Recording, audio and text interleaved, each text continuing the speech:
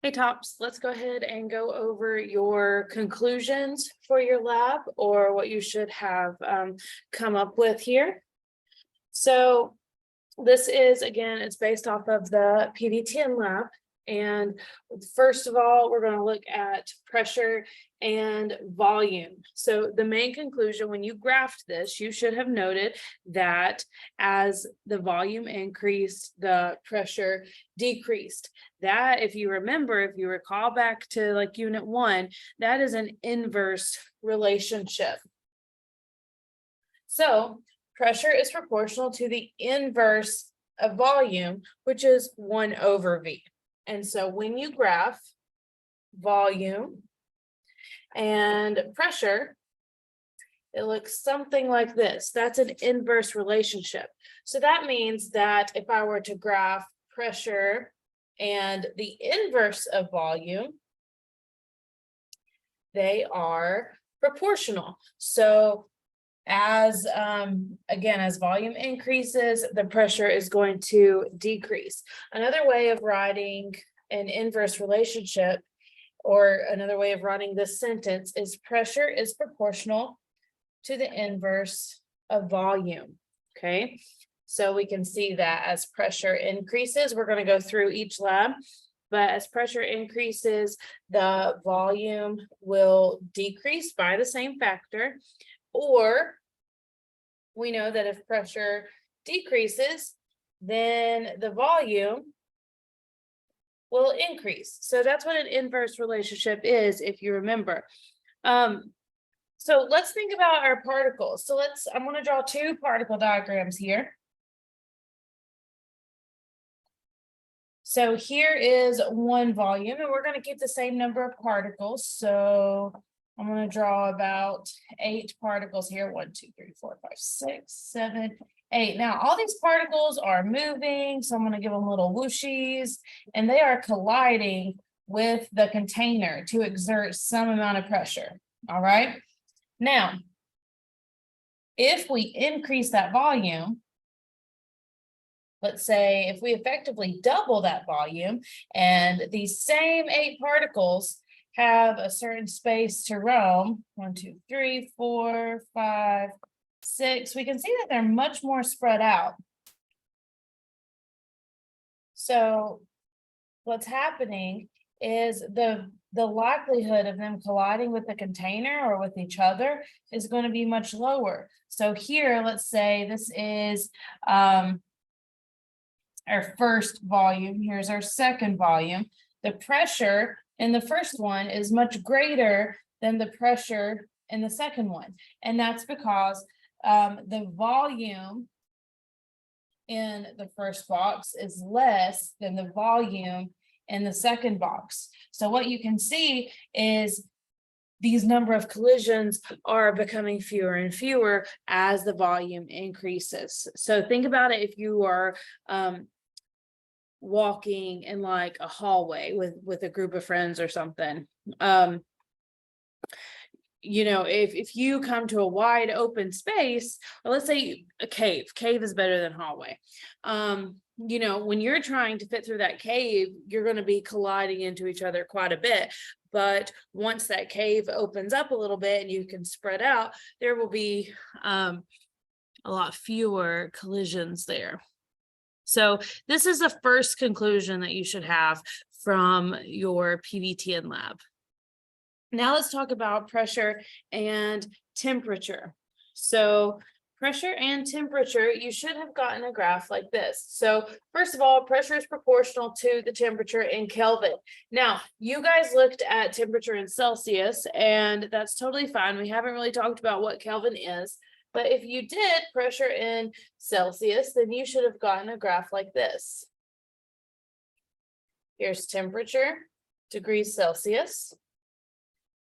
Oh. And pressure. So what this shows us, notice that there is an obvious y-intercept there. That tells us that if the temperature is 0 degrees Celsius, that there is some pressure. So we know that even at 0 degrees Celsius, that's freezing, the particles are still moving. So even though the temperature is very low, those particles are still in motion, so they're going to be still exerting pressure.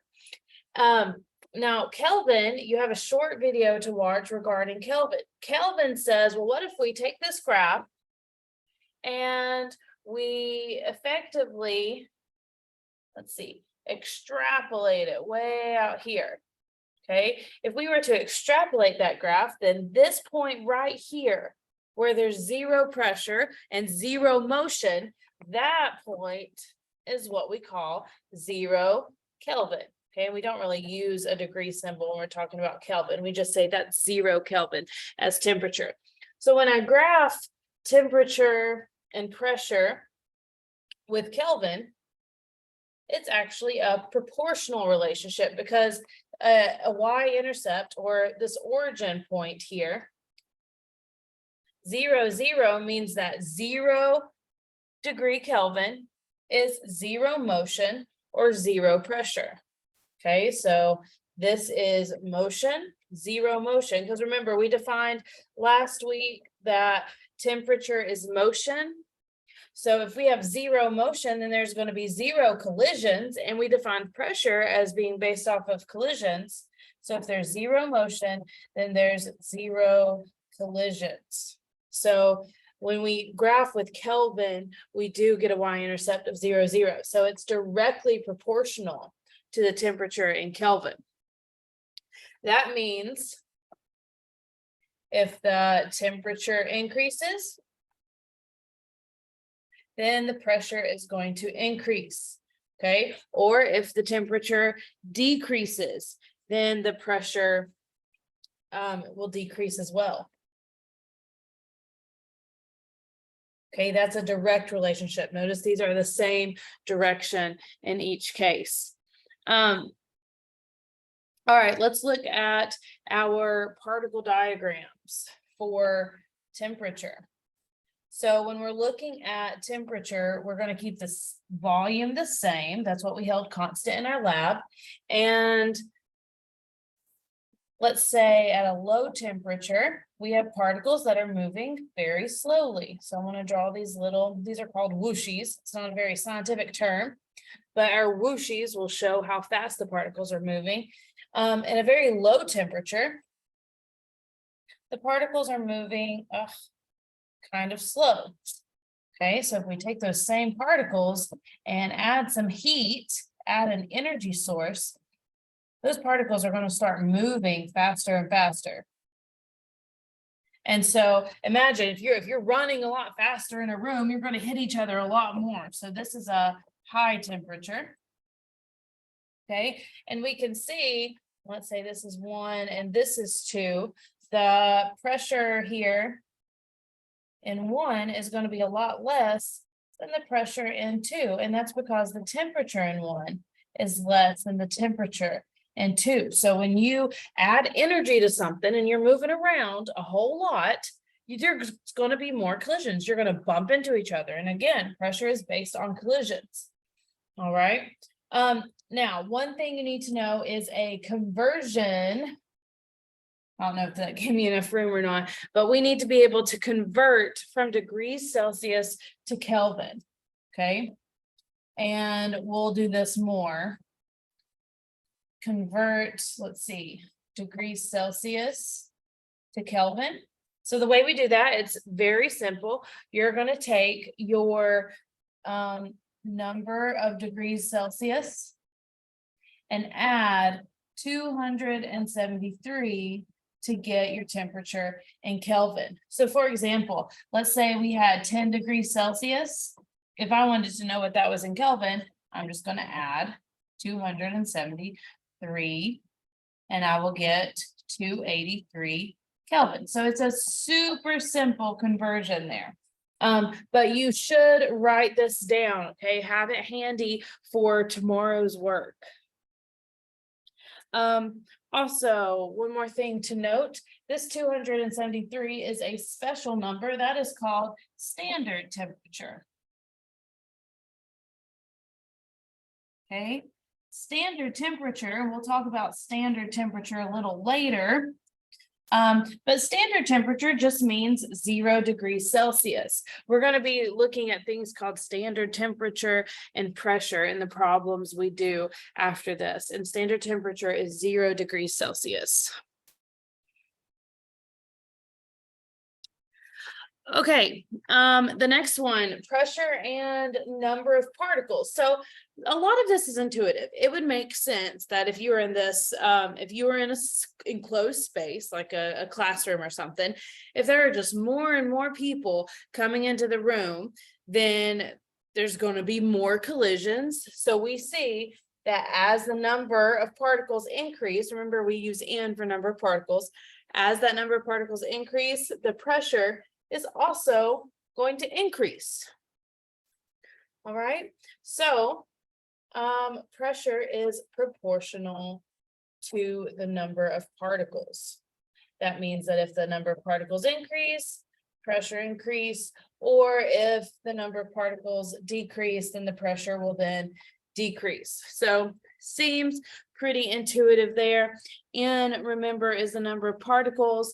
And let's look at our particle diagrams, how we would draw that.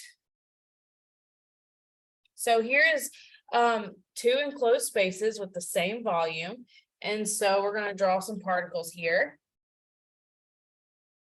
And again, they're all moving, and we're going to give them the same temperature, which means they're moving at the same speed. Again, temperature is related to particle motion. So now let's cram some more particles in here. 1, 2, 3, 4, 5, 6, 7, 8, 9. So well, we'll go ahead and double the number of particles. I didn't change anything about the speed, but even if I don't change anything about the speed, it's obvious that all of these particles are going to clash into the wall and clash into each other a lot more. So here we have two areas. Okay, a lot of particles and a little particles. So we see that the pressure in area 2 is much greater than the pressure in the first area. And that's because, again, the number of particles in the second area is greater than the number of particles in the first area. So those are your main conclusions, but the big takeaway that you need to be able to solve our problems for pressure, volume, temperature, and number of particles is that the only inverse relationship we have lies between pressure and volume. If we were to look at temperature and volume, we know that is a direct relationship because of thermal expansion, which we talked about last week. Thermal expansion, you looked, or maybe even the week before, I'm not sure, but when you increase the temperature of something, those particles start moving faster and faster. And so they have a tendency to, if they can, they want to spread out. Okay, they take up more space. So that's a direct relationship. Again, pressure and the number of particles, we said that was a direct relationship. Pressure and temperature, we said that was a direct relationship. The only indirect or inverse relationship is pressure and volume, and you need that information to be able to solve the problems that we're getting ready to do. Soak all of this in. I want you to watch the video for Kelvin temperature, and then we're going to start solving some problems they're called PVTn problems. It's basically word problems where we say, if this pressure changed, what happened to my volume? Or if this pressure changed, or if this temperature changed, what was my new pressure, or what was my new volume? So they're very simple. It follows a very simple step, but you need this information. So make sure you know these relationships between all of the variables. All right, guys, I will see you later.